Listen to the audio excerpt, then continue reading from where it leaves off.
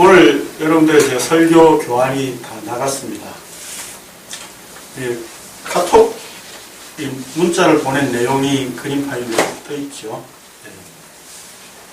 거기 보면 요즘 현세대들이 엄마들이 쓰는 말이라고 합니다. 제일 처음 뭐라고 그랬죠? 오늘 윤차 백상에 떴대. 무슨 말이에요? 예? 아까 찬양하시는데도 이거 교환 나눠주니까 이거부터 막 다 보시더라고. 찬양을 하고. 네. 무슨 말이죠? 유모차. 예, 유모차, 백화점, 상설 매장에 떴대. 네. 문센 갔다가 보러 가자. 뭐예요? 무슨 말이에요? 문화센터. 예, 이제 대충 감이 잡히죠. 예. 자, 그 다음에, 오늘 샵 지 온데서 고터 가야 되는데 무슨 말이에요? 시아버지 오셔서 고속터미널 가야 된대요. 그래서 아무튼 지수 영유 보내고 연락할게. 무슨 말이에요? 영어 유치원. 네. 이게 신세대 엄마들이 쓰는 이제 카톡을 인터넷에 뜯기게 제가 이제 파일을 받아와서 여러분들한테 지금 보여드리는 건데 안 보셨나 봐요, 다들. 네. 저는 할 일이 너무 없어가지고 인터넷만 이렇게 보고 있으니까 이런 게 눈에 잘 띄는데.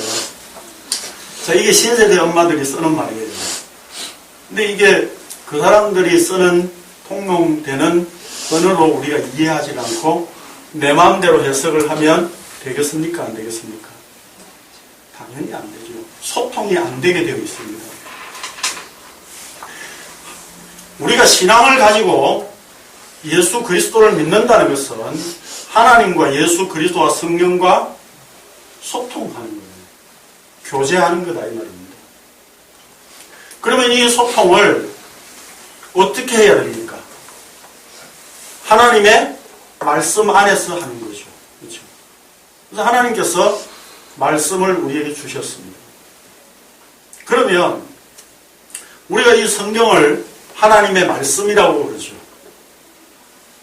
그럼 왜 하나님의 말씀이라고 합니까? 제가 시비를 좀 들어볼게요.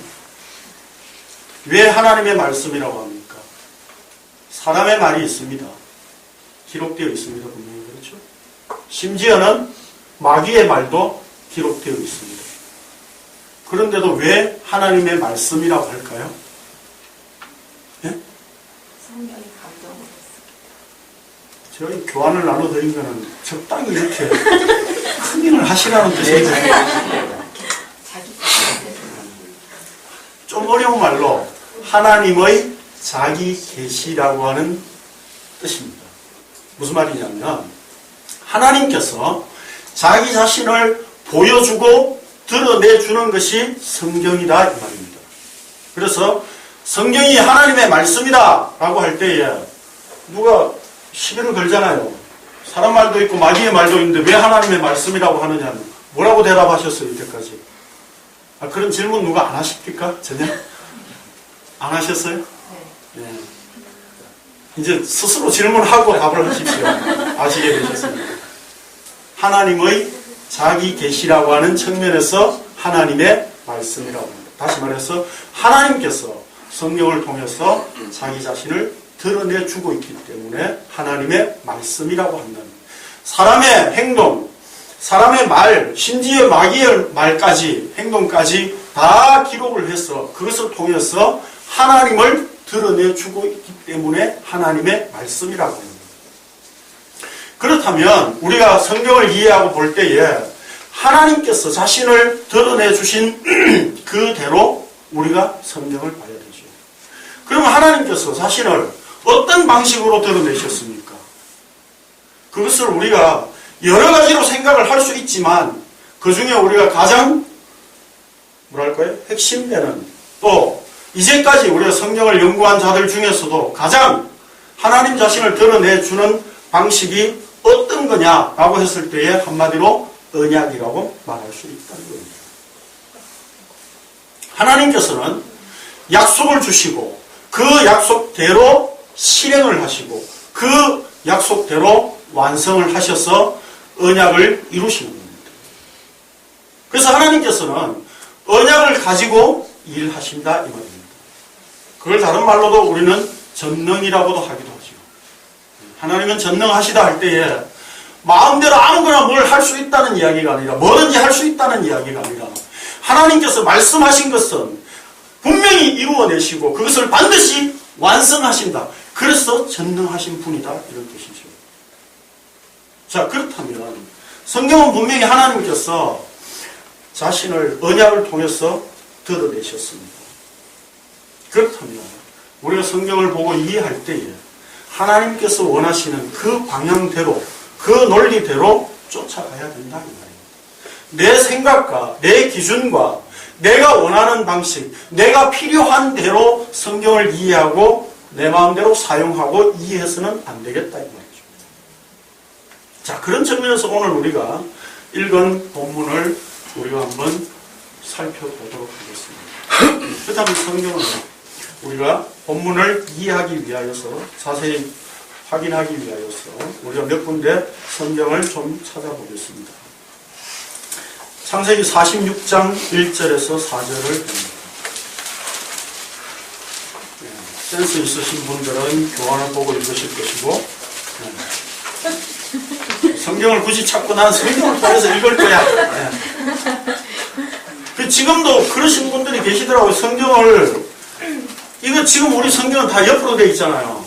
그러니까 이건 아니라는 거죠. 보고 아니야 이렇게 된다는 거죠. 그래서 아직까지도 밑으로 된 성경만 고집하시는 분들이 계시더라고요. 아멘이 되어야 된다는 거죠. 밑으로 읽으면서. 네. 오늘부터 또 성경 바꾸실라. 자, 46장 1절에서 4절을 같이 보겠습니다. 시작.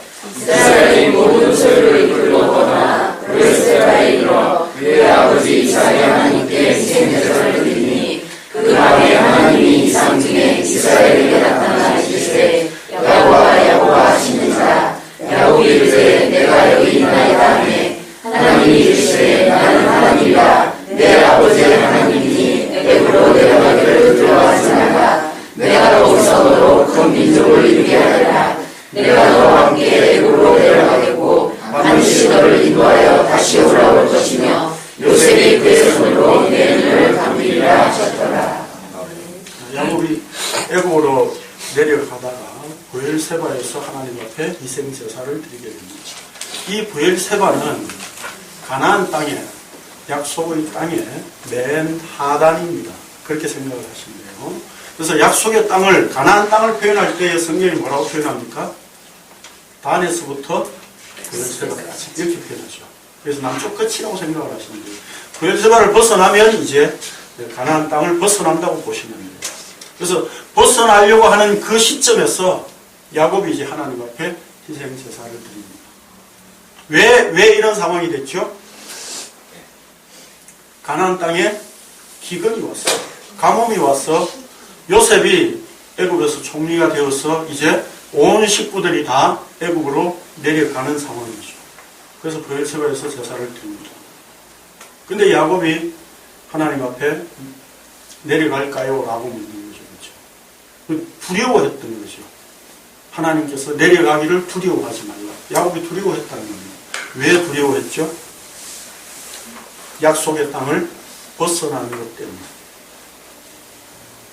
창세기 12장 1절 3절을 같이 읽겠습니다. 시작. 여호와께서 아브라함에게 이르시되 너는 너의 고향과 친척과 아버지의 집을 떠나 내가 너에게 보여줄 땅으로 가라. 내가 너로 큰 민족을 이루고 내게 복을 주어 내 이름을 창대하게 하리니 너는 복이 될지라. 너를 축복하는 자에게는 내가 복을 내리고 너를 저주하는 자에게는 내가 저주하리니 땅의 모든 족속이 너로 말미암아 복을 얻을 것이라 하시니라. 이 하나님께서 아브라함에게 가나안 땅을 약속으로 주시면서 하신 말씀입니다. 한마디로 이 가나안 땅은 하나님께서 야곱의 할아버지 아브라함에게 그리고 아버지 이삭에게 언약으로 주신 땅입니다.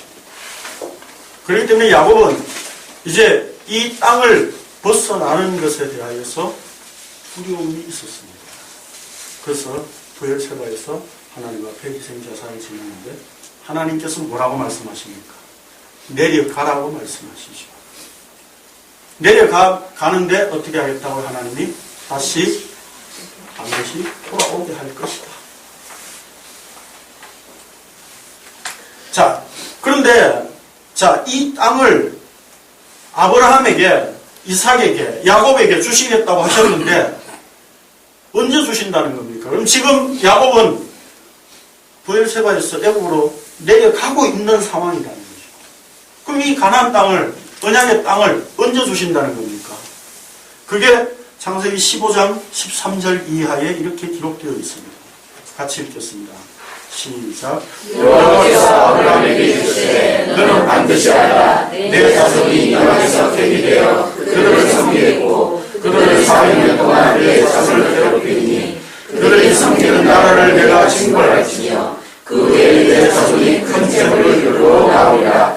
너는 장사하다가 평안히 조상에게로 돌아가 장사할 것이요 내 자손은 사흘만에 이 땅으로 돌아오리니 이는 아무리 족속의 죄악이 아직 가득 차지 아니하노라 하시더니. 가나안 땅에 있는 그 가나안 땅의 속속들이 죄가 아직 안 찼어요. 다시 말해서 이스라엘을 그 땅에 살게 하기 위해서는 그 땅에 있는 원주민들을 쫓아내야 되잖아요. 그들을 심판해야 할 근거를 하나님께서 마련하시기 위하여서 지금 잠시 이 야곱의 식구들을 애굽으로 옮겨 놓으시는 거죠. 그런 상황에서 지금 400년 후에 주시겠다고 말씀하시는 거죠. 자, 그런데 야곱이 다시 언약의 땅을 차지할 것인데 어떻게 차지한다고요? 아까 우리가 읽은 46장, 창세기 46장의 내용을 보니까 요셉이 야곱의 그 눈을 손으로 눈을 감기겠다. 무슨 표현이에요? 야곱이 살아서 돌아오지는 못한다는 얘기죠. 그렇죠? 죽어서 돌아온다는 얘기예요. 죽어서 돌아오든 살아서 돌아오든 하나님은 반드시 돌아오게 하시겠다고 하는 약속을 이루시겠다는 거죠. 자, 그래서 야곱이 죽어 들어온다는 이것 때문에 이제 야곱은 여기에 400년 동안 살아야 된다는 얘기예요. 애굽에. 자, 애굽에 이제 야곱이 거주하면서 유언을 남깁니다. 이제 창세기 47장 29절에서 30절을 같이 보겠습니다. 시작.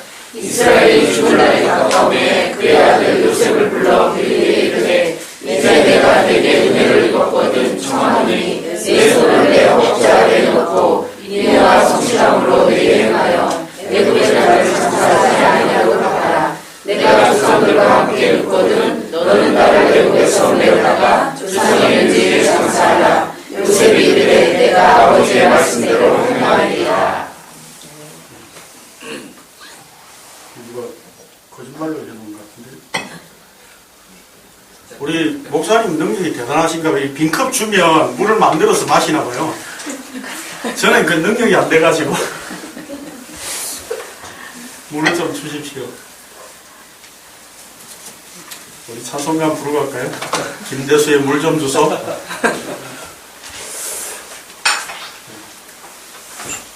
죄송합니다. 물 좀 주십시오.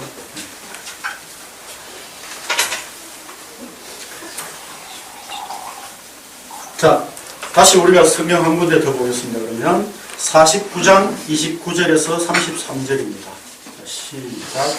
그가 그에게 명하여 이르되 내가 내 조상들에게로 돌아가리니 나를 햇사람 에브론의 곁에 있는 물에 우리 손들과 함께 장사하라. 이 물은 가나안 땅 마므레와 막벨라 앞에 있는 것이다. 아브라함이 햇사람 에브론에게서 닭과 함께 사서 그에게 내장들을 삼았으므로 아브라함과 그의 아내 사라가 거기 장사되었고 이삭과 그의 아내 리브가도 거기 장사되었으며 나도 레아를 그곳에 장사하였느라. 이 밭과 거기 있는 굴은 햇사람에서 산 것이나 야곱이 아들에게 명하기를 마치고 그 밭을 침상에 모으고 숨을 얻으니 그의 백성에게로 돌아갔더라. 야곱이 유언을 남기면서 애굽에서 메어다가 가나안 땅에 조상의 묘에 장사해달라 그러죠. 그리고 방금 우리가 또 읽은 창세기 49장 본문에서는 뭐라고 그랬어요? 막벨라 굴이라고 또 구체적으로 이야기를 해줍니다. 왜 이렇게 말하죠? 야곱의 마음이 어디에 있다?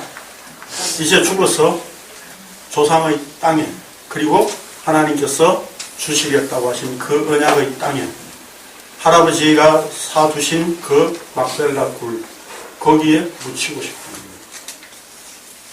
야곱이 고향으로 돌아가고 싶어서 그랬을까요? 그가 이렇게 두 번씩이나 이런 유언을 했다는 의미는 뭐죠? 그의 삶의 생애의 가장 중요한 의미를 거기에 두고 있다는 거죠. 그가 거기에 묻히기 원한다는 뜻은 하나님께서 주신 언약만이 자기에게 안식을 줄 수 있는 곳이라는 생각 때문에 그런 거죠. 그의 삶의 목표가, 그의 삶의 방법이 언약이었다는 뜻입니다.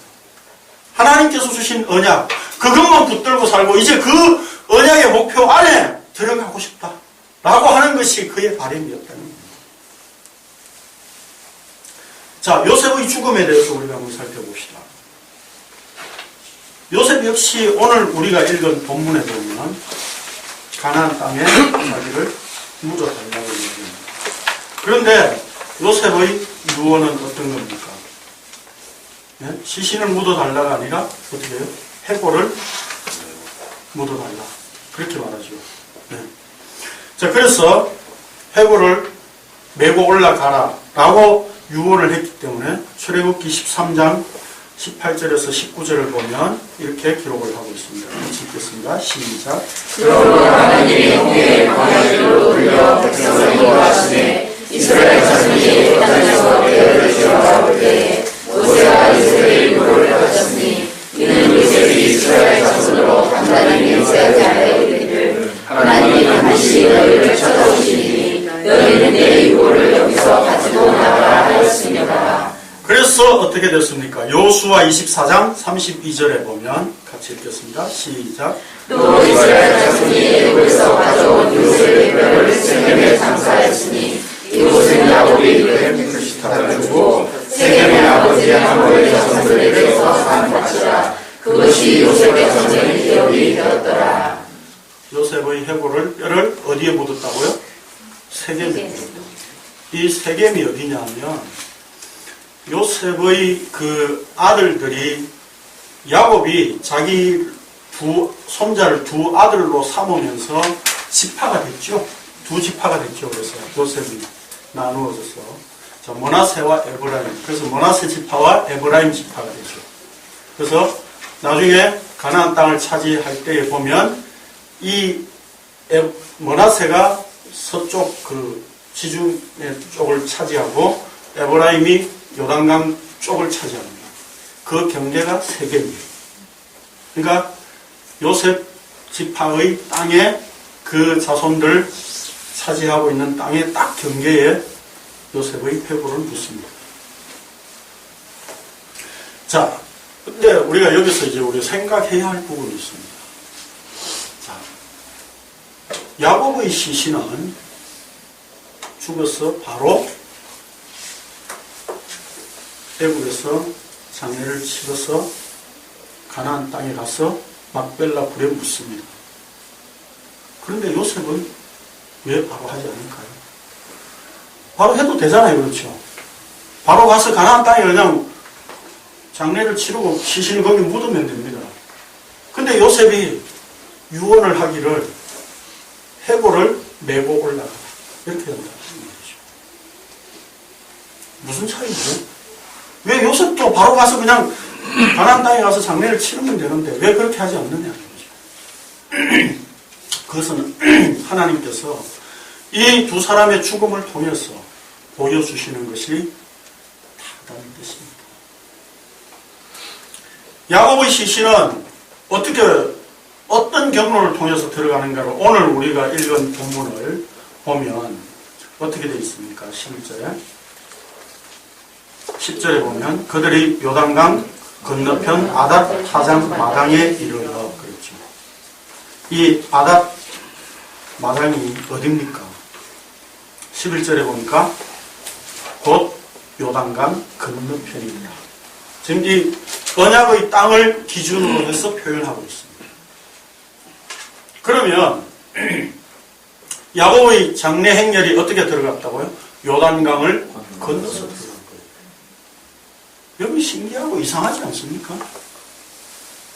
아니 왜 애굽에서 장래 행렬이 올라가려면 지중해를 연안의 그 해변길을 따라서 가나안으로 올라가면 가장 빠르고 쉬운 길입니다. 길이 가장 잘 돼 있어요.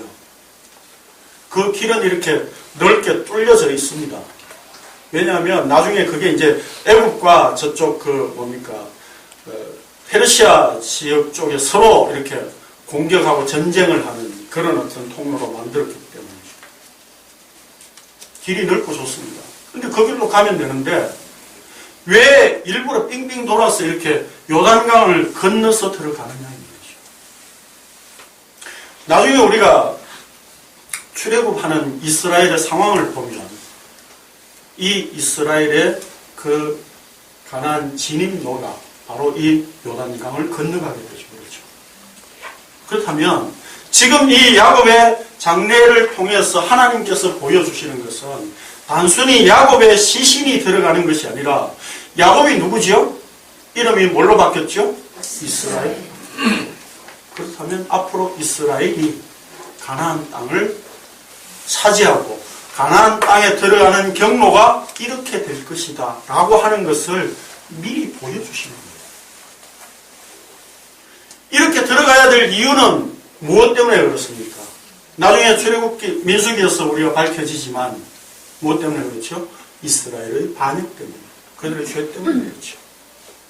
그래서 이스라엘의 죄를 보여주는 그런 차원에서 하나님께서 요단강을 건너가게 하십니다. 다시 말해서 애굽에서 태어난 자들이 다 반역했기 때문에 하나님께서 요수아와 갈렙 외에 다 광야에 죽이시고 광야에서 난 자들만 다시 들어가죠. 그렇기 때문에 그들에게 약속의 땅에 들어가려면 세례가 그들에게 필요했다는 거죠. 그래서 요단강을 통해서 건너가죠. 그런 점에서 요단강을 건너간다는 것은 그들의 죄, 그들의 반역, 이것을 하나님께서 보여주는 그런 하나님의 의도가 있으십니다. 그것 때문에 그렇죠. 결국 그러면 야곱은 지금 단순히 야곱 한 개인이 아니라 이스라엘 민족이 지금 앞으로 가나안 땅을 어떤 경로로 가나안 땅을, 언약의 땅을 차지하게 될 것인가 하는 것을 보여주는 그런 죽음이다 이 말입니다. 그렇다면 요셉의 죽음은, 시신은 왜 바로 가나안 땅에 가서 묻지 않을까요? 요셉이 유언하기를 해골을 메고 올라가라 했습니다.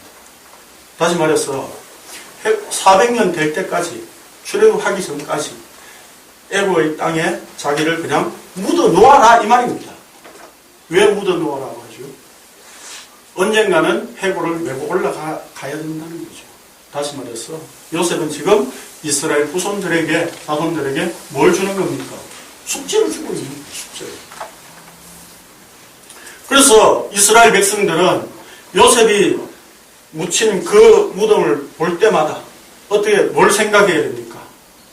우리가 살 땅은 이 애굽이 아니다. 언젠가 하나님께서 우리를 출애굽시켜서 언약의 땅을 주실 때에, 그 언약의 땅을 차지하게 될 때에 저 해골을, 요셉의 시신을 메고 올라가야 되는데 라고 하는 숙제를 그들이 가지고 있었어야 된다 이 말입니다. 왜요? 그들이 살아야 하는 곳은 애굽이 아니기 때문에, 언약의 땅이기 때문에, 그 언약의 땅을 하나님께서 주시기 위하여서, 그들에게 그것을 기억하도록 하기 위하여서 요셉의 시신을 애굽에 그대로 두게 하신 거예요. 그래서 이스라엘 백성들은 요셉이 묻힌 그곳을 보고 우리가 언젠가는 올라가야 됩니다. 우리가 살아야 할 곳은 여기가 아닌데, 우리가 언젠가 하나님께서 우리를 출애굽시키시고 언약의 땅을 우리에게 허락하실 그때에 우리가 그 땅을 차지하게 될 거예요. 그때 우리가 저 해골을 메고 올라가야지 이 숙제, 이 기억, 이것을 놓치지 않아야 되었던 거예요. 하나님께서는 이렇게 야곱의 죽음을 통해서 요셉의 죽음을 통해서 보여주시는 것이다. 이게 단순히 한 개인이 죽었어, 그 사람의 죽음이 시신이 어떻다라고 하는 문제가 아니라 하나님 자신을 드러내고 있는 부분이기 때문에 하나님 자신의 언약과 연관해서 뭘 우리에게 주고 있느냐 하는 겁니다. 바로 앞으로 이스라엘이 언약의 땅을 차지하게 될 때에 어떤 경로로 무엇 때문에 그들이 요단강을 건너야 되었던가라고 하는 것을 그때 생각하도록 하기 위하여서 하나님께서 이렇게 야곱의, 즉 이스라엘의 시신을 요단강을 건너가게 하십니다. 또는 또 요셉의 시신을 애굽에 두어서 우리가 그 시신을 볼 때마다 올라가야 되는데 하나님께서 주시는 땅이 있는데 라고 하는 것을 늘 기억해야 되었던 겁니다. 이것이 하나님께서 야곱과 요셉의 죽음을 통해서 보여주시는 내용입니다.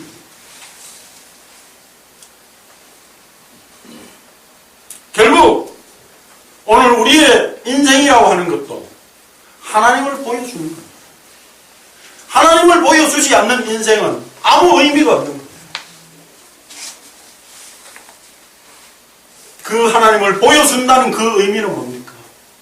야곱과 요셉이 언약을 바라보고 언약의 목표를 두고 살아왔듯이 오늘 우리 역시 언약을 이루신 예수 그리스도 그분을 목표로 두고 그분을 내 방법으로 삼고 그분을 나의 삶의 원리로 삼고 살아가는 그런 것을 우리에게 가지도록 지금 이 야곱과 요셉의 죽음을 통해서 우리에게 보여주고 있습니다. 그렇다면 언약을 이루신 예수 그리스도 그분께 목표를 두고 그분이 나의 삶의 방법이고 우리의 삶의 원리로 우리가 그렇게 살아가야 한다면 그렇게 살아간다는 의미는 어떤 겁니까? 언약을 이루신 예수 그리스도 그분밖에 없다는 겁니다. 그분만이 우리의 구세주시고 그분이 주님이시기 때문에 그분만 드러내고 그분만 증거하기 위해서 나는 뭡니까? 나를 부인하고 십자가에 죽는 거예요.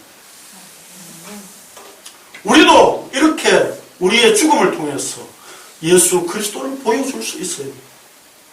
우리가 예수 그리스도를 보여줄 수 있다는 것은 내 삶이 어떻게 살아왔느냐라고 하는 연장선상에 있는 것이지 어느 날 갑자기 죽어서 예수 그리스도를 보여준다. 그 죽은 이유는 내 관할이 아니잖아요. 내 문제가 아니잖아요.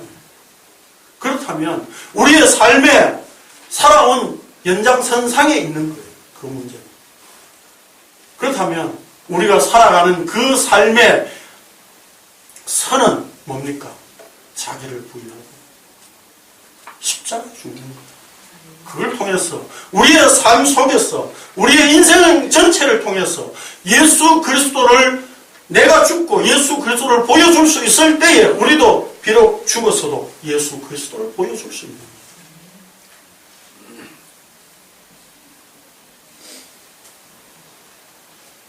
우리는 어떤 사람이 죽으면 그 죽은 사람에 대한 평가를 합니다. 어떻게 평가합니까? 우리는 죽은 그 형태 이런 것을 가지고도 이야기를 하기도 합니다. 교통사고에 비참하게 죽었어. 지은 죄가 많은가 봐. 그렇게 이야기를 하죠. 그러나 죽음의 형태는 문제가 아니에요. 왜요? 가장 비참하게 돌아가신 분이 예수 그리스도시기 때문에. 그분보다 더 비참하게 죽을 수 있는 사람이 있습니까? 세상에 아무도 없습니다.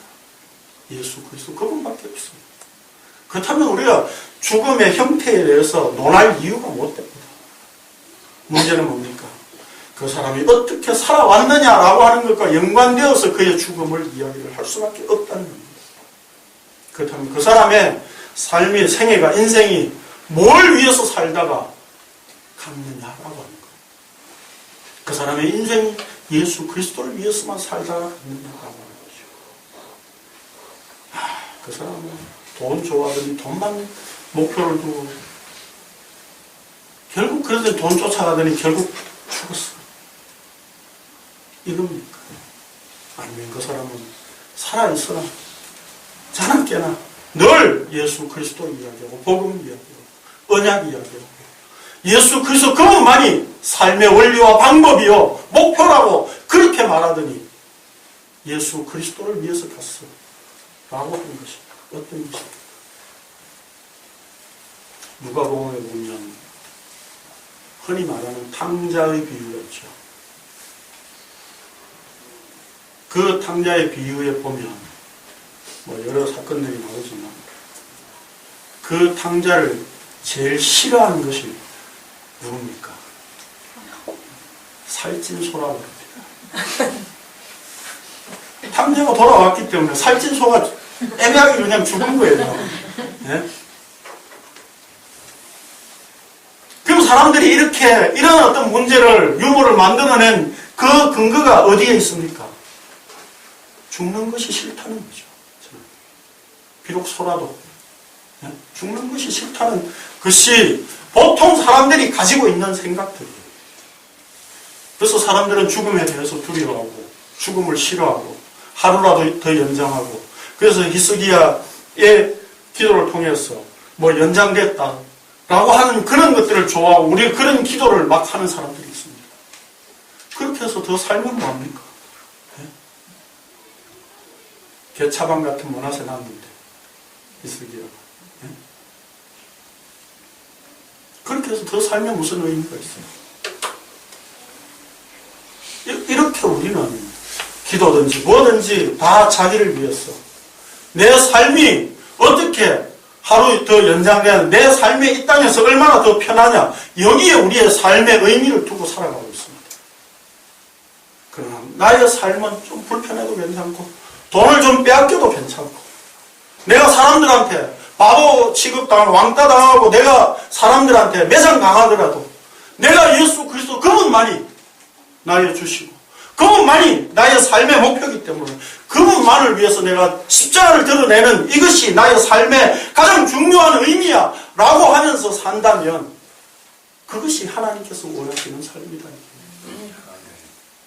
성경에서 나타내고 있는 것은 우리의 삶이 어떠냐라고 하는 문제를 이야기를 하려고 하는 게 아니에요. 하나님 자신을 드러내고 있습니다. 그 하나님 자신은 십자가의 예수 그리스도로 가장 분명하게 가장 명확하게 우리에게 나타내 주셨습니다. 그렇다면 우리가 세상 살면서 다른 사람들과 견주고 비교할 문제가 아니라 늘 예수 그리스도와 비교하고 예수 그리스도와 견주고 가야 됩니다. 예수 그리스도 그분이 십자가에 지셨습니다. 예수 그리스도 그분이 다 버리고 가셨는데 오늘 우리는 어떻습니까? 하나님의 관심이 자기 아들 죽은 것에 있습니다. 자기 아들 죽었습니다. 근데 우리의 기도는 뭡니까? 하나님, 내가 이거 필요한데 이거 해주십시오. 저거 필요한데 저거 해주십시오. 하나님이 말씀하십니다. 내 아들 죽었어. 내 아들 죽었어. 내 아들 십자가에 죽었어. 그런데 너는 네 관심, 네 목표, 네가 원하는 거, 그거, 네 필요한 거, 그거 가지고 나한테 조르고 있구나. 내 아들 십자가에 죽은 거 아느냐? 여러분, 어떤 부모가 자기 아들 죽었는데 네? 다른 데 관심이 없었어요. 세월호 가족들이, 유가족들이 왜 그렇게 해요? 아들 죽었잖아요, 아들. 그 아들 죽은 것에 관심 가져달라는 거잖아요.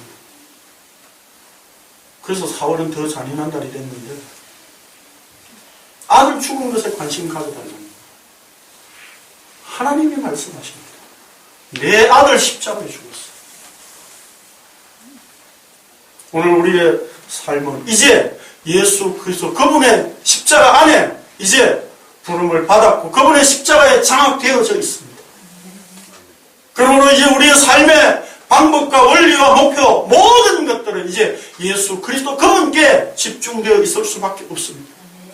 그렇다면 우리의 삶은 이제 예수 그리스도 그분에 의해서 유지되는 줄 알고 그분에 의해서 죽음까지 맞이하게 되는 줄 알고 그렇다면 우리의 삶의 모든 인생 문제뿐만 아니라 죽어서 이후까지도 예수 그리스도를 보여줄 수 있는 것은 내가 오늘 내 자신을 부인하고 십자가에 죽는 것밖에 없다는 것을 여러분 신앙으로 고백할 수 있기를 바랍니다.